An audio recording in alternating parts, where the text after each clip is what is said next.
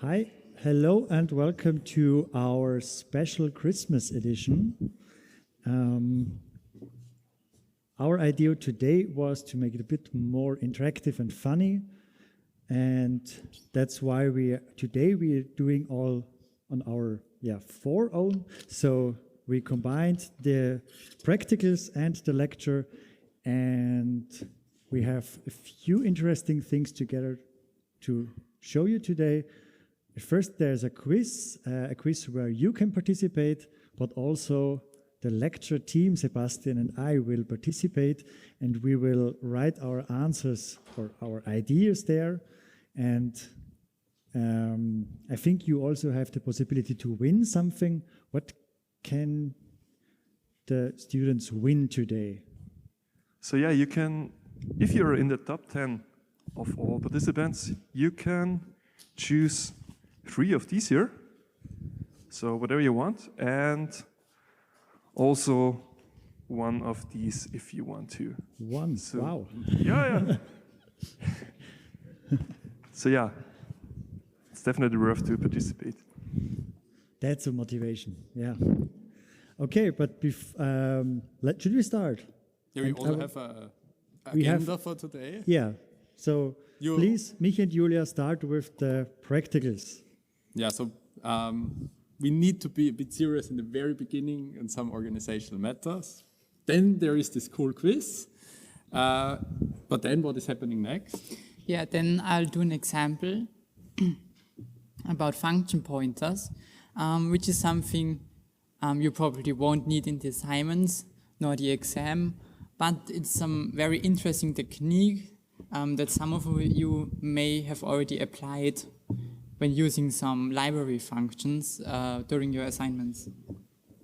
And last but not least, we will also write a little program in C, a paint program, and we will do some cool thing with it then. And this will then end the lecture and the practicals. Yes, and the last part is actually relevant for the assignment.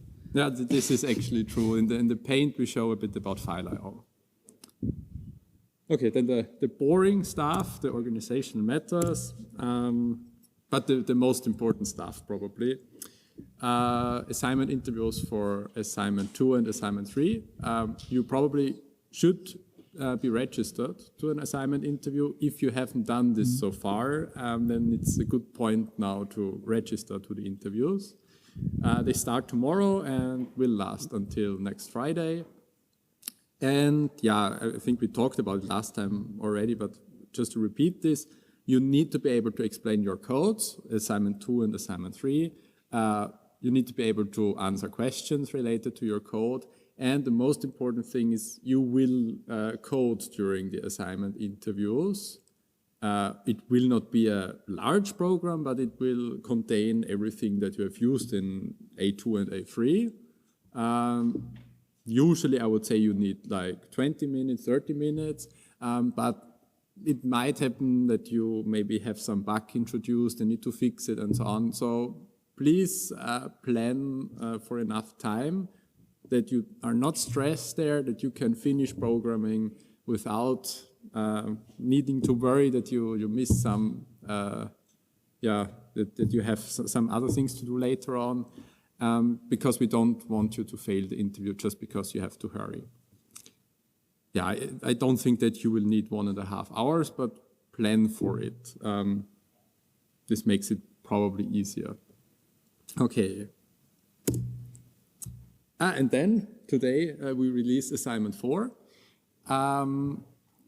There we have 2 different assignments. We have the assignment for the computer science connected students and the computer science focused students. If everything works out correctly, you automatically get your right assignment repository. So you don't need to worry whether you're doing the right assignment. So the computer science focus assignment is for all computer science students, software engineering and ICE students, and the connected is for all others. They do not differ in difficulty, but they just are different topics, or the focus of the assignments is a bit different. So computer science focus will do some more focused on games, on data structures, and will implement a game and the computer science connected. We'll do a bit more in the direction we have already seen in assignment 3. Both kickoff videos will be released today at 18:15. So watch the right one or watch both if you're interested. And the deadline is after New Year in January 15. Yeah. And the repositories, I don't know if they are already created, maybe today, maybe tomorrow, but don't worry. Okay. Any question regarding the organizational methods, or can we start with the cool things of today? If there are no questions, just, yeah. During the assignment review, when we write the example code, we need to understand the tutor, or we just write and run the example code during the assignment interview. Do we need to explain to the tutor? Yeah, you will code something and then you discuss it with your tutor, of course. So it's not just that you do it and show that it works. You also need to maybe explain some lines of it, that your tutor knows that you actually did it and know what you're doing. Yeah, if there are no other questions, just one more thing we would like to announce. So after the Christmas special today, you will have the possibility to participate in the student focus group. In German, it's the Studierendenfokusgruppe, where you will be able to give feedback about the lecture, about the practicals. We will not be here anymore, so you can talk to a objective, neutral team. And yeah, please use this opportunity, use this chance to give feedback. It will help, not only us, but also students in the upcoming years. Great. Okay. Yeah, then we can start with the quiz.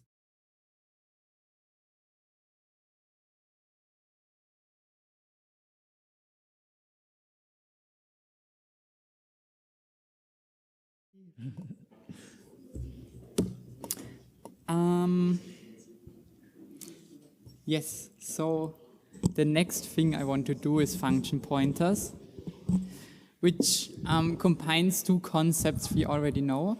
And this will just be a short example of how they could help us write shorter code. Or code which can generalize better to more problems. So we know what functions are. We hopefully know what pointers are. And if we combine those two, then we have a pointer to a function. So we have an actual value that points to a function, and we can also now then call this function.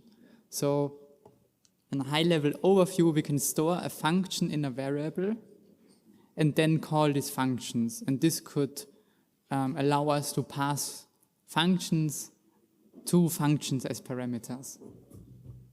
But I will start with a simple example why we could need this.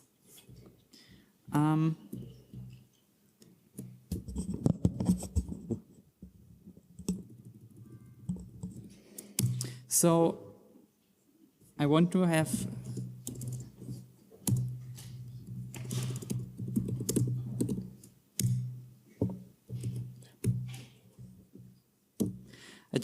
a character array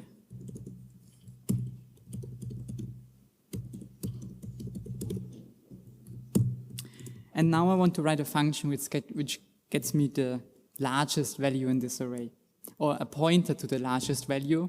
So I could also change it if I want to. So I need a function which returns a char pointer. Let's just call it max for maximum. We get this array. And then, of course, if I pass an array to a function, I also need the length. Then, so just a simple algorithm how we could get this maximum value. I'll just store the largest element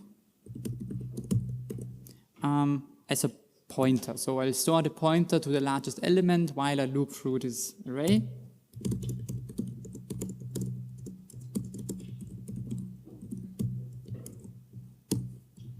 something like this.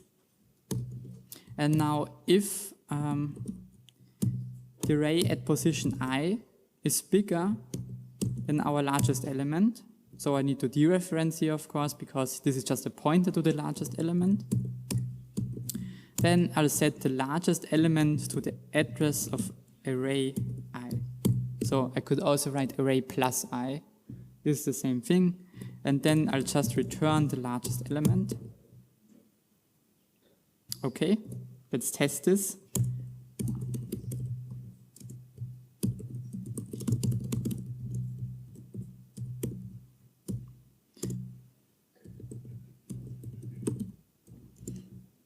I think this is 9. Then I need to dereference this because it's a pointer. Okay.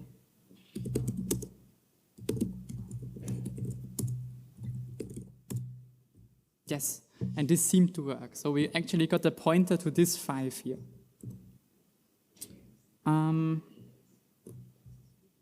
Okay, maybe another trick question. Does anybody know why we can return this pointer here? Even though this largest array is not on the heap, and I return a pointer into this array from this function. I think we said once that you should never do this. Yeah, we said we should never return an array from a function, which also includes kind of pointers. But why is it here okay?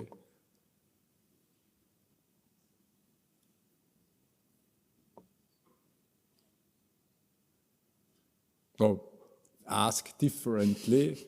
Why cannot be the case that if I access the pointer later on, it points to memory which I'm not allowed to use? Yes?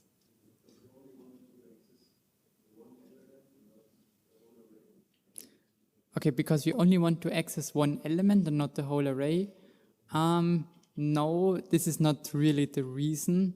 I mean, it could, if you think about it in a certain way, this could be an explanation because we're actually not copying an array, but not really. There's another guess. The array was created in the main and not in the function. And yes, this is the reason. If we would create this array in here,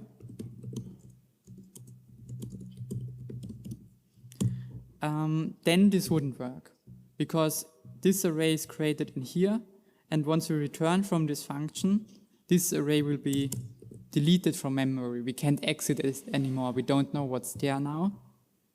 But because we're calling this function, because we created this array in the main, and we are calling this function in the main, and once this function returns here, this array is still valid, so we actually can return a pointer to this array.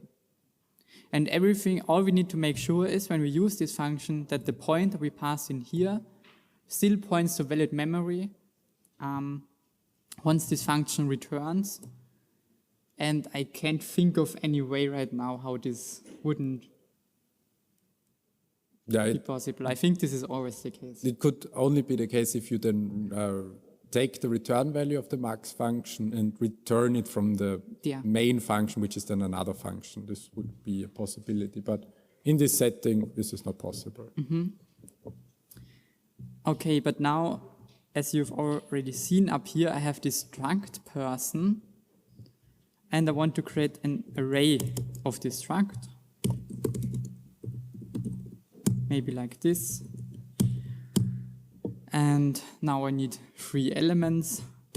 The first, so we have a name and an age. So maybe David. How old is he? Let's say 10. This explains why just one correct answer in the quiz. Michael. That's also explained why you have...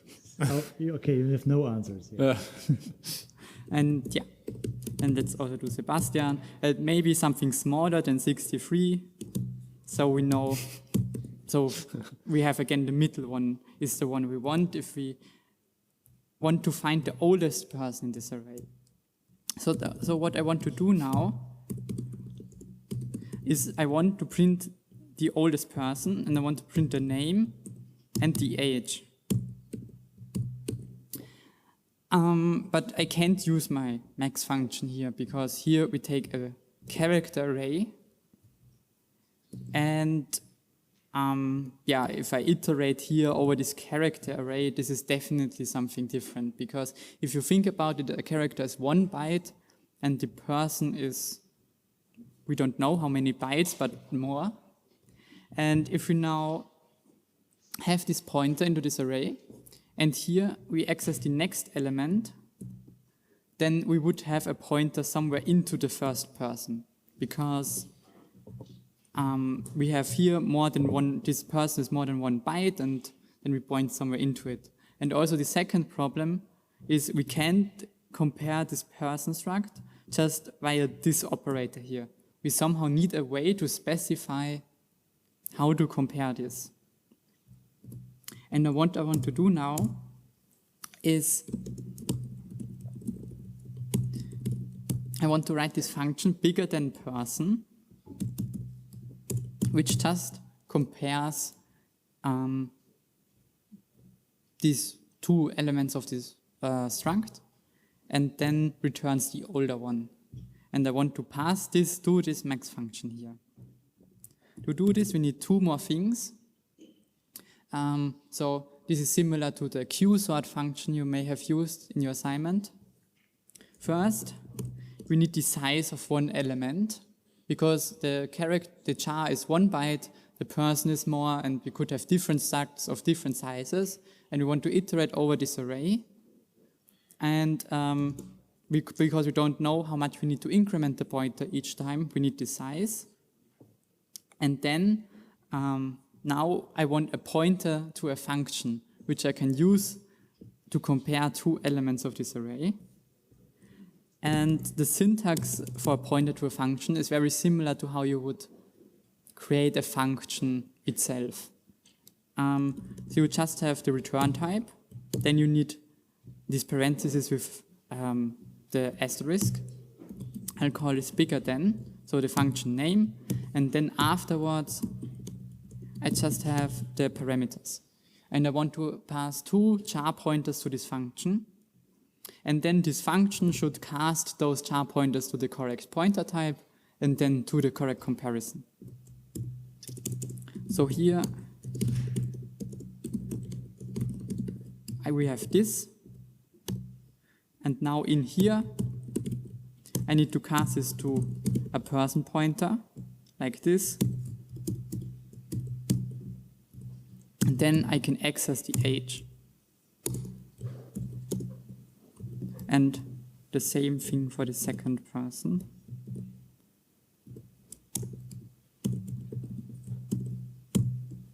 And I'll return the result. Okay, but in here, this is still wrong because we do the wrong things here.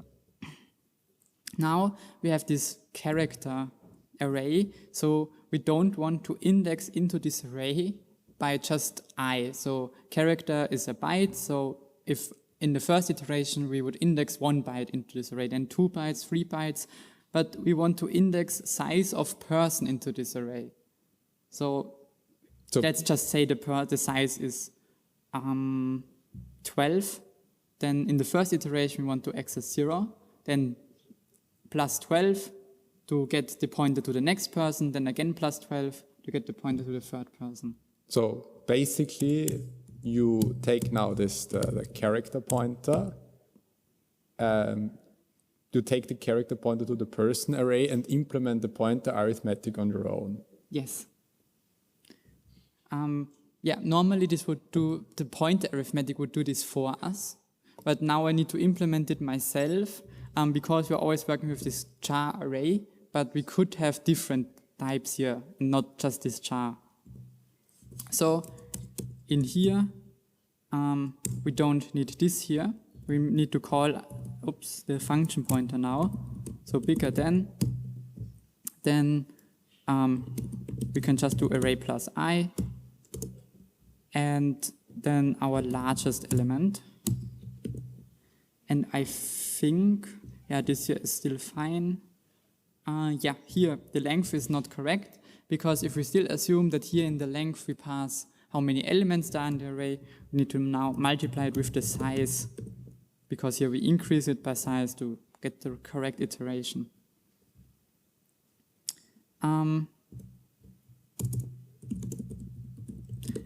Let's first check if this still works for our character array.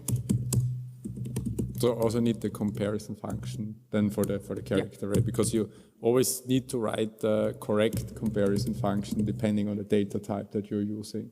Yes, so and here in this max function now takes the size of one element, so size of char, and then the function, which we can just write like this. So we pass this bigger than character function to this maximum function, which then calls it in here to do the comparison. Yeah, let's try if this still works for our character. Yeah. Now let's try it for person.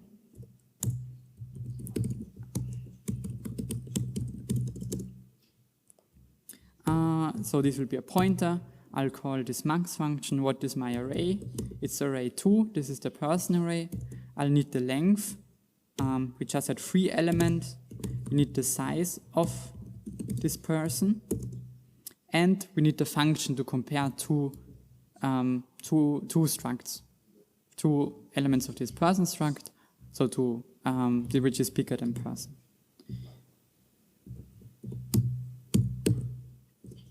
And now we have everything we need. We have this oldest person, where we can access the name and the age. Now let's try this.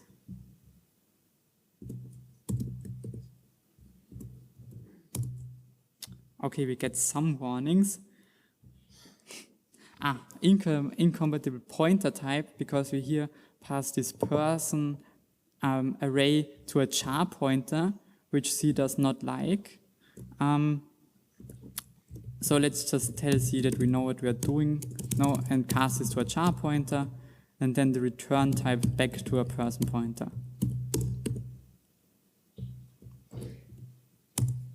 Okay, seems to work. And yeah, we also found the correct element in the array, and we can now, because this is a pointer, get the name and the age. Yeah, so the pointer arithmetic definitely seems complicated here.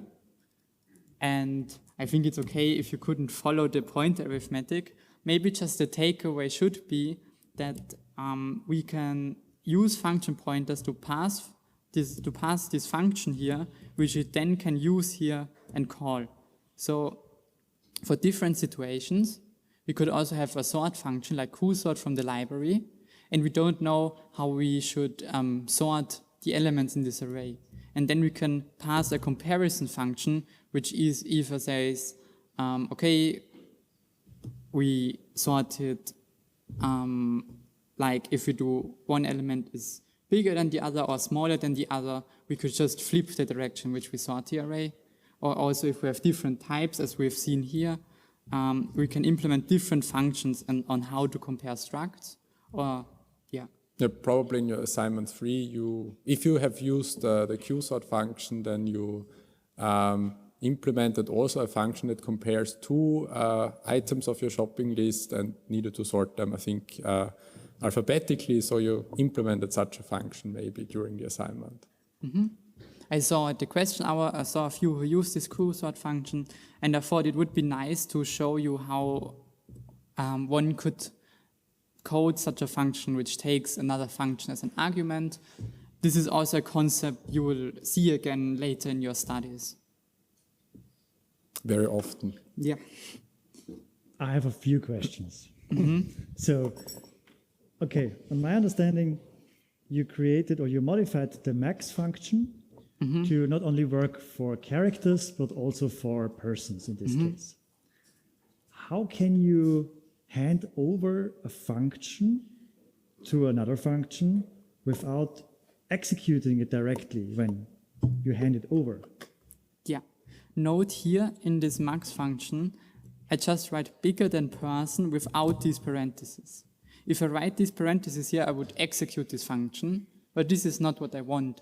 I just want to pass the pointer to this function. And therefore, I just write it like this. So instead of writing something like this, if I leave these parentheses away, then this is just the pointer to this function and not actually calling this function.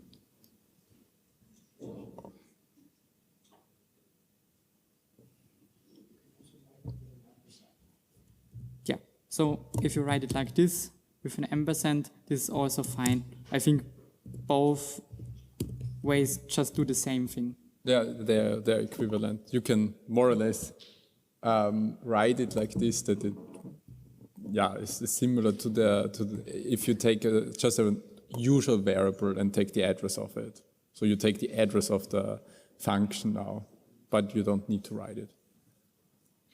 So I can use this max function for any data type. Yes. I just need to create this comparison, this bigger than function for my own data type and hand it over as the last parameter. Yeah. So or also if we change this person struct, add another, maybe we want to sort them by name, then I could just create this comparison function for a name, for names, so just to sort them by name and then pass this in here and this would work. This makes functions very generalizable. So I can use the function for any data type and I'm not bound to one data type I'm using in the arguments here. Yes. So I'll just create the second function here where we'll just compare the first character in the names. I hope this works. Underscore. No, underscore. And if we pass here compare name, we should now get the person with the highest, so the S has the highest ASCII value, and so we get Sebastian.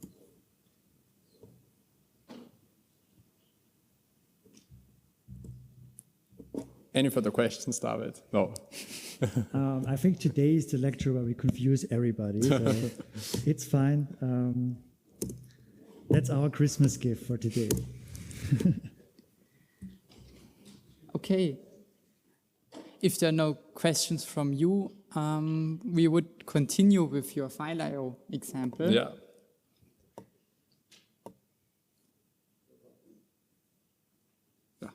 Okay.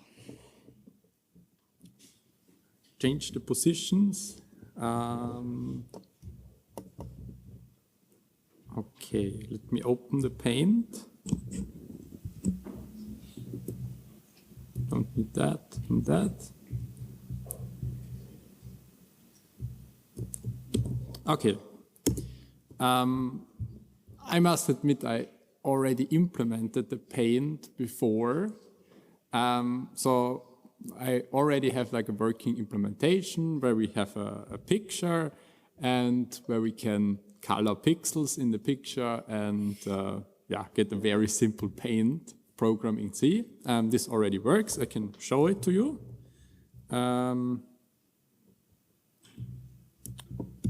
Maybe first I compile it and run it, and then I show you the code. Paint.c, and we execute it.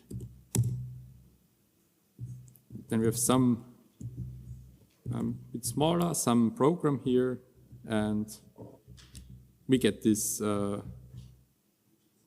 picture here where I can then color the single pixels in it or the single characters here. So this would be a field here. I also prepared the input file. So probably you have done this in the first homework at some point. If I write the smaller sign, maybe make it larger, the smaller sign, and then a name of a text file, then instead of me typing an input, the text file types the input to our C program. I prepared a text file, I think it was, coding, but coding.txt.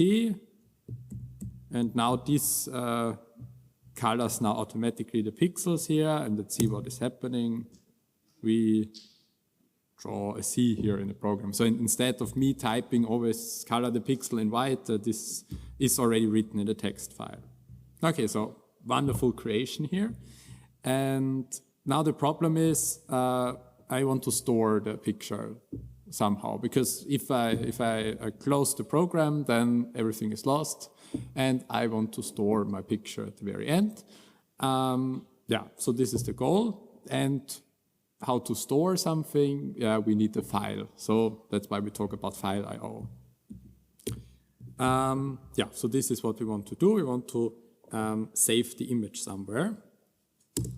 And maybe a short recap about files. In general, when we have a file, think about a text file maybe, or even a code file, then each character in this file corresponds to a byte. And this is exactly what an ASCII file is. So if we take this sequence of bytes, so I've written all the bytes in hexadecimal representation, so the first two digits symbol 1 byte with some value, the next two digits are a byte with some value, and if I interpret these bytes now as characters, then I would get Merry Christmas, if I did it correctly. I think this should be the right thing here. So the M would be have the hexadecimal representation for D, so this would be the first byte. The E would be 6.5 as a representation, and so on and so forth. So these are, I don't know, 20 bytes, and then these are the corresponding 20 bytes. This is how we usually think about our files. So also here in the C code, every character corresponds to a byte. But there also exist binary files, and here we have the situation that the bytes are interpreted like variables. For characters, this is equivalent. So if I take the 4D and interpret this as a character, then I get the M. But I could also say the first 4 bytes should be an integer. The next, I don't know, 4, 5, 6, 7, 8 bytes, this should be some address. And this should be, I don't know, a character array consisting of 3 characters. So again, also in files, it depends how we want to interpret them. Okay, so we have now the files, and now we want to store an image in a file. And I did some research some years ago when I first did this example, and I found out that the portable pixmap format is very convenient because it's very simple to understand. And this exists in an ASCII format and also in a binary format. We will see both of them. And yeah, we need to write in the file a header. So P3 is just some magic number that it knows what the format is.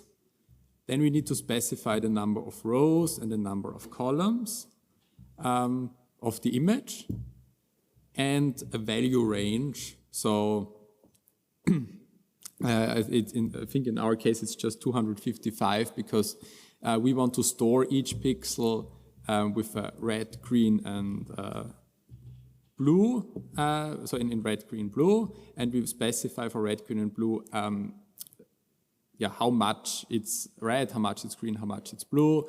This is a value between 0 and 255. So for each pixel, we have these 3 values and a \n. So if we just have a red pixel, we would say it's completely red, 255 here, 0 on the green, and 0 on the blue part. And basically, that's it. And that's what we want to do now. We take our image here that we have somewhere in memory and go through all the pixels, write the corresponding color values to the file and store the file, and then we have saved our image. Okay, so I have written the code already. I don't want to explain everything here. But basically, most important thing is that the painting is just a two-dimensional array, makes a lot of sense, number of rows, number of columns, and it has a color, and this is an own data type, and this is just an enum. Yeah. So I have it here. The color could be either black, red, green, yellow, brown, cyan, or white. Okay, and now we want to write it to the file. So what is already prepared, we have the painting, we have a file name, I read the file name via fgetS, I remove the new line character, so I really know the file name already. Now the question is how to open a file. So last time we learned in the lecture that we use the function fopen, which returns a file pointer file. Fopen takes two arguments. So the first argument is the file name. So that's what we have read in already. And then a mode in which we want to treat the file. So the mode could be either to read from the file or write to the file or append to the file and also combinations of that. As we have the picture and want to write it to the file, we will choose the writing mode. Okay, now when we open a file, we always have to check whether the file can be opened. So it could be the case that there already exists a file with this name in the memory, on the disk, in the folder, and we are not allowed to overwrite this file or delete this file. Then the fopen call would fail. Yeah? So by default, it would just overwrite this file, which has the same name, and erase its contents and write our content there. But if we don't have permissions to do that, then it would fail. Or even, you can also think about a different situation. You want to open a file which exists for reading, and this file does not exist. Yeah, so we cannot open it. So this is very important. This is the same like checking that malloc returns null. We also need to check whether the fopen call is successful, and also in this case, we need to check whether the file is null. And if this is the case, we can print some error message. We create it and then return from our program. Yeah, you will also do this in assignment 4. Okay, now we said somewhere in the slides we have this header here. We need to write the header to the file.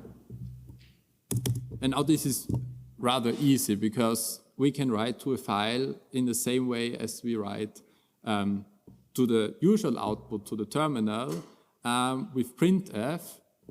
Okay, a very little change. We need to use fprintf and specify as the first parameter the file. Everything else is the same. So this is, if you replace this with printf, then it's entirely the same thing. Yeah, or you could, for file, you could also write std out. Yeah, so if I write std out here, then this would be really printf. You already know this from fgetS, where you write std in. So you could also specify there for file. In this case, we use now the file where we want to write to. And now I copied the string from the slides. So the P3 is already correct. Rows, I think I have a constant somewhere in this one. Number of rows. Yeah, number of rows. I have hopefully a constant for number of columns, yeah. And the value range should be 255. I would just write it directly in the string here. Okay, so we have written the header. What about the content? We said, okay, for each pixel we need to specify the red, green, and blue colors, how much the intensity of these colors. Okay, so basically we just use 2 for loops because we have a 2-dimensional image, less the number of rows,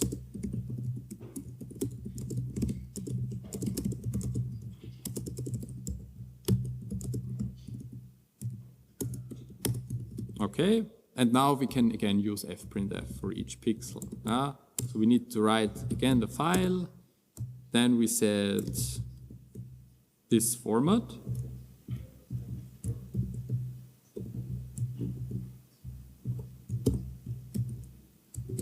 Well, okay, yeah.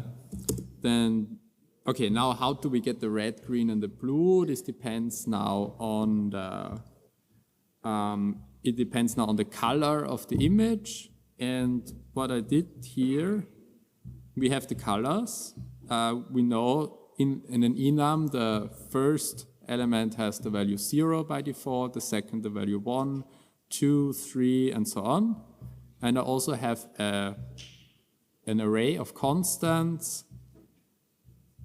I need this one here, RGB colors, which stores on the corresponding index the values, the intensities of red, green, and blue. So if I take, for example, the cyan color, then I know it has 102 on red, 204 on green, and 255 on blue. So I can just use my enum to access this two-dimensional array. So I will go here, write RGB colors, add painting for the corresponding row and column. So the painting will give me a color which I can use as an index in the RGB colors. Okay, and last but not least, also very important, the same as if you use malloc, you need to free the memory. If you open a file, you need to close it again. So in this case, we need to close the file. It's just fclose and the file name. Okay, let's try whether this works. You did not do the... I need to replace. and also you need it 3 times. Okay, thank you. How to do this efficiently? You're right. At 0, I could use something better here, I know.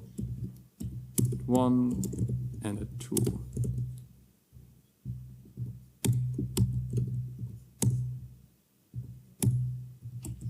Yeah, okay. I hope it works now. We compile it, compilation works, and we execute it again with the provided inputs. So the drawing works, okay, this is clear, this worked also before. Enter file name, okay. It did enter some file name and it entered coding.ppm. And if I open this file now, I think you switched the rows and the columns. I did everything wrong. Okay, this is not the same as we have drawn before. So I need to, what? Yeah, up here in the header, just columns and rows. I think you have it wrong on the slides. Okay, yeah, I trust you. Nobody noticed this in 3 years. Okay, give it one more try. Now we compile it, we run it, okay. Okay, this looks better now. This is our, this is now our picture, and I can zoom in, I can zoom out, so we have the C here, and also, I hope, at least, that I can open the, I do it this way, ppm.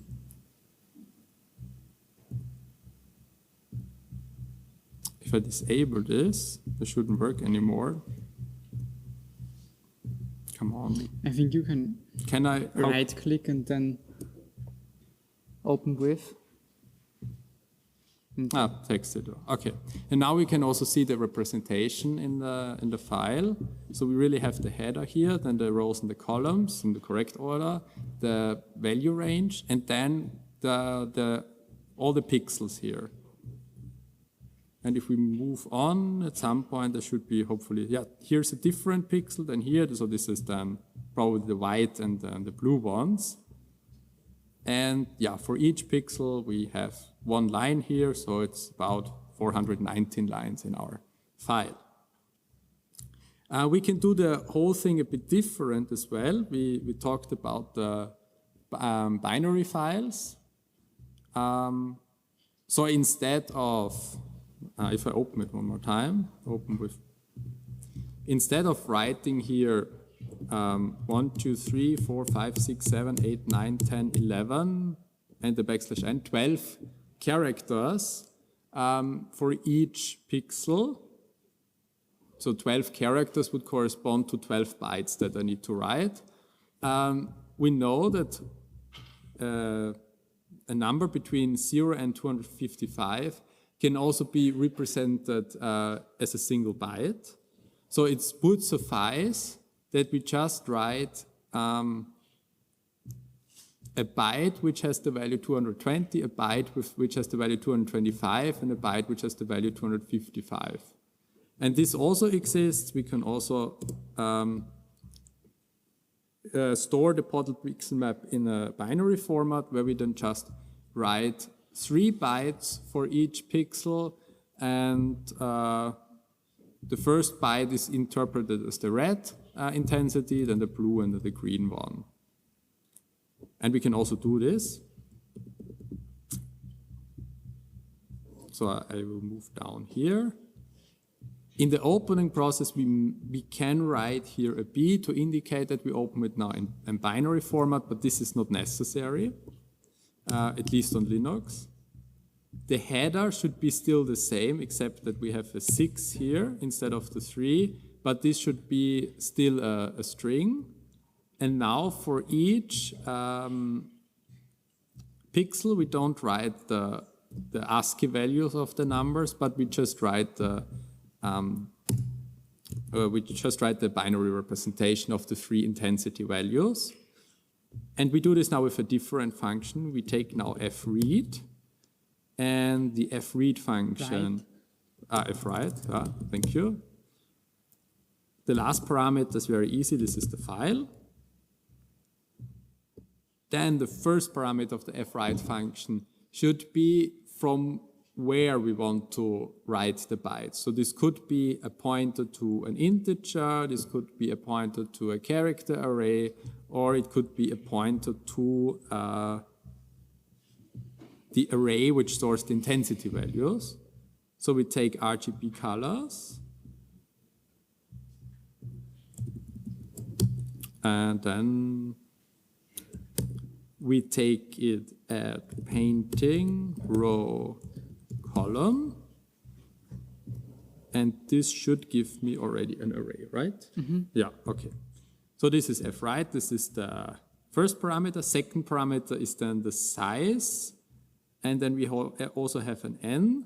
So the size is how large is each element. So we have values between 0 and 255. These are characters, so it's just 1 byte. And how many? 3 of them. The red value, the blue value, and the green value. Okay. So this writes just the 3 characters from this address here to the file. Okay. Let's see whether this also works. The drawing, blah, blah, blah. And now we see the following here. Now we have the binary file open. This is the same as before, but now, so now these are 3 bytes. This is the red intensity. This is the blue one. This is the green one. So these 3 bytes correspond to the first pixel. And now that the difference is, before we had like the 3 numbers written in the file, and now we just have 3 bytes, and these 3 bytes are then interpreted as these 3 numbers. Okay, and maybe we open it also here, and also this works here in the view. Also, I can open the image here. Yeah, so this is just an extension which can render these PPM images. So that's what we have seen before. This is really stored in the file. And this is then the interpreted version again. Okay, and then for the final, I also prepared a hopefully nice painting. You painted it yourself? Yeah, I painted it myself. So we don't take the coding, but we take the tree.txt and see what this painting is.